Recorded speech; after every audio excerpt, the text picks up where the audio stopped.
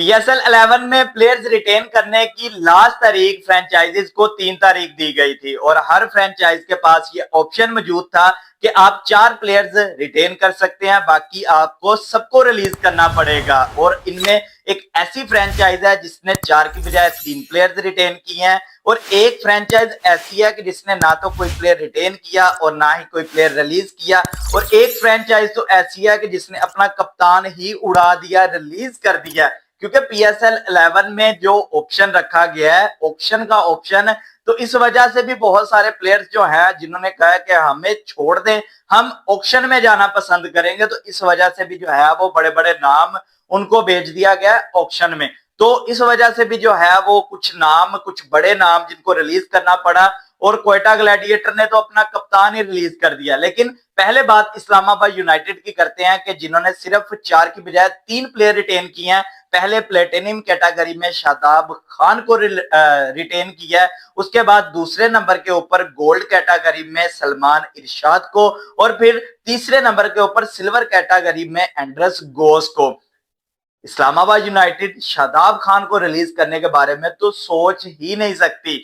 और इन सबसे बढ़कर एक टीम है, वो है लाहौर कलंदर के, जिन्होंने फखर जमान को रिलीज कर दिया, जिन्होंने हारिस रऊफ को रिलीज कर दिया, जिन्होंने जमान खान को रिलीज कर दिया रखा है। तो सबसे पहले कप्तान को प्लेटिनम कैटेगरी में शाहीन शाह अफरीदी को रखा है, फिर डायमंड में जो है वो रखा है अब्दुल्ला शफीक को, फिर गोल्ड में सिकंदर को रखा है। सिकंदर लास्ट आपको पता है कि सिकंदर कैसे फ्लाइट लेके आए और आके अपनी टीम को फाइनल मैच में जबरदस्त परफॉर्मेंस देके जितवाया। तो सिकंदर को जो है वो रखा है गोल्ड कैटेगरी में, और इमर्जिंग कैटेगरी में रखा है मोहम्मद नईम को।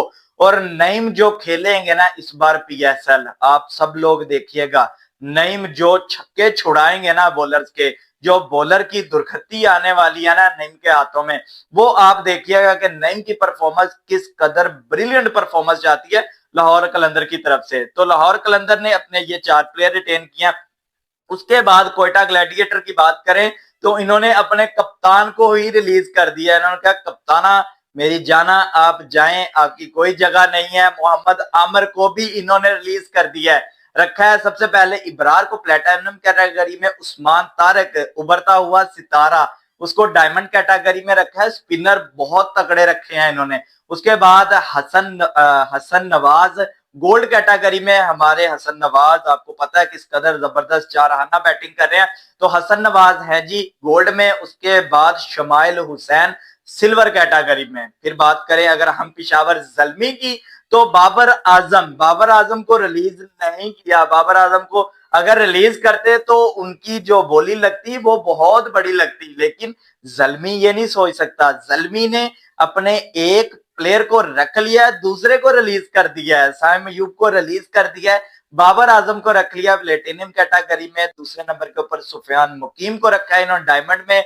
अब्दुल समद को गोल्ड में, और अली रजा को इन्होंने रखा है सिल्वर कैटेगरी में। तो ये 4 प्लेयर इन्होंने जो है वो रखे हैं। इसके बाद अगर कराची की बात करें तो डेविड वार्नर को रिलीज कर दिया है कराची ने, उनकी जगह के ऊपर प्लेटिनम कैटेगरी में रखा है किसको, हसन अली को, जो लास्ट पीएसएल के अंदर जबरदस्त परफॉर्मेंस दे रहे थे। तो हसन अली को, अब्बास को डायमंड कैटेगरी में, खुशदिल शाह को रखा है जी गोल्ड कैटेगरी में। खुशदिल शाह, क्या बात है जी, क्या कहने, खुशदिल शाह को गोल्ड में रखा है। उसके बाद रखा है साद बेग को सिल्वर कैटेगरी में। तो ये रखे हैं जी प्लेयर्स सारे कराची किंग्स ने अपने, और जो है वो वार्नर को वार्निंग देकर रिलीज कर दिया है। और इसके अलावा मुल्तान सुल्तान की बात करें तो उनका तो ओनर ही मौजूद नहीं है, इस वजह से ना तो उन्होंने कोई प्लेयर रखा, ना रिटेन किया, ना रिलीज किया, कुछ भी नहीं किया। तो ये वो टीमें हैं जिन्होंने अपने प्लेयर्स रिटेन किए हैं, अपने प्लेयर्स जो है वो